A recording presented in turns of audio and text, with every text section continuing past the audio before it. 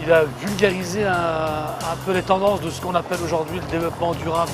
Une profonde sincérité, une conviction profonde. Il pose des choses et il amène des solutions. Voilà l'ouvrage. Au prochain alors, hein. On est déjà sur le prochain.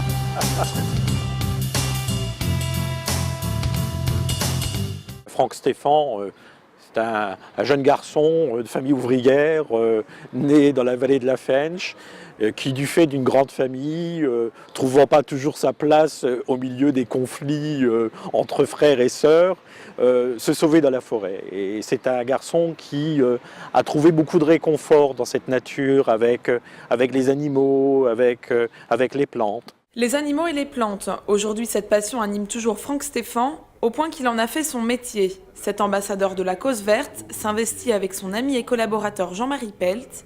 Ces deux hommes cofondent il y a 2 ans le Comité des 12, une démarche de développement durable impulsée par et pour la région Lorraine.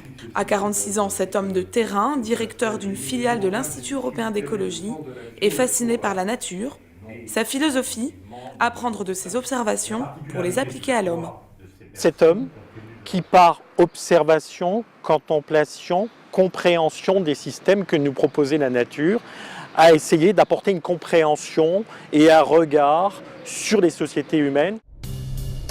Une illustration concrète de cette méthode nous conduit près de Vigy. Ce matin-là, Franck a rendez-vous avec ses mouches rayées, comme il les nomme, les Apis mellifera, des abeilles, de véritables sentinelles de l'environnement. Quand une abeille, par exemple, n'a pas assez à manger, elle va même récupérer des morceaux de bois, des bourgeons, et tout cela va nous donner une indication sur la qualité environnementale dans laquelle on vit. Franck recueille le pollen dans la ruche et le compare avec celui de la flore environnante. Le pollen, c'est comme une éponge. Et dans les trous s'installent des métaux lourds et des particules.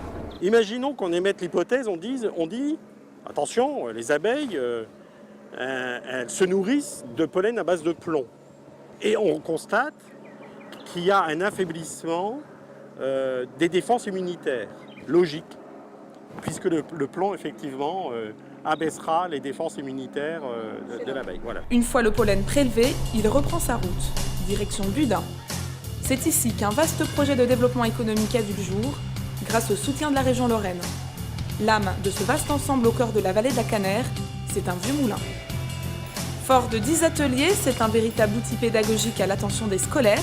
Franck a apporté son expertise sur la partie muséale. Il faut donner aux enfants l'envie de toucher, l'envie de voir, l'envie du beau. Amenons l'enfant vers une éducation douce de l'environnement, de la nature. Amenons-le vers une compréhension de comment fonctionne la nature. De bonnes idées écolo, Franck en recèle. Cet homme aux multiples casquettes, omniscient, aime partager son savoir. Je trouve que c'est un homme qui sait vous prendre par la main si effectivement vous avez envie un peu d'être guidé. Et après, eh bien, il y a des découvertes, il y a des univers, il y a des espaces. C'est ce que moi je suis en train de vivre avec lui.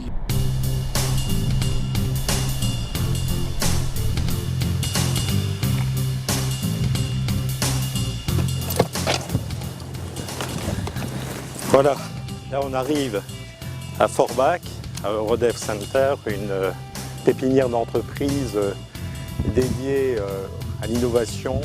Une structure soutenue par le Conseil régional de Lorraine et spécialisée dans l'accompagnement des startups. Pendant 4 ans, 13 sociétés bénéficient de conseils économiques et environnementaux. L'apport de Franck est très important car pendant ce comité, je dirais, il pose des questions pour vérifier si l'entreprise veut vraiment se lancer dans le développement durable. Franck est aussi un passionné de lecture avec toujours un roman et un essai en poche, lecteur et auteur. Après une dizaine d'autres ouvrages, il co-signe avec Jean-Marie Pelt une réflexion sur les villes de demain, aux antipodes des politiques urbanistes menées jusqu'alors. Un prochain livre sur les jardins est déjà dans les tiroirs, sortie prévue en 2012.